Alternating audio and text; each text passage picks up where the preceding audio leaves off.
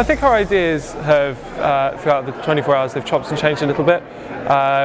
Obviously, when you start out with the idea of what you want to build, you run into hurdles, and then as you understand your solution more, sometimes you take this out. So we've had a bit of chopping and changing as we've gone, but the product is ultimately still the same.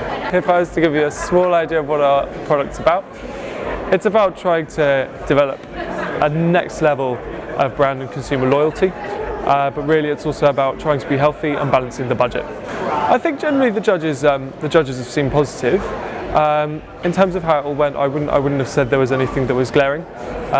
They seem to like what we had to offer, but I guess only time will tell when we have that final judging session in a couple of hours. I think it's really important to have space and time to be creative in technology, because coding is quite an abstract thing. It's not something that really we've been doing for a very long time, and it involves developing long trains of thought and really thinking about how the pieces of what you're building fit together.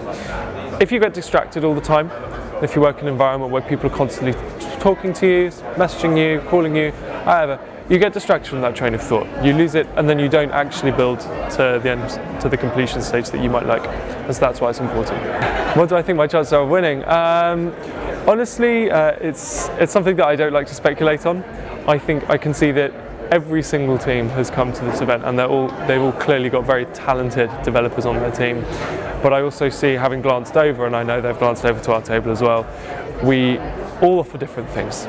And so I wouldn't want to speculate over who's going to win.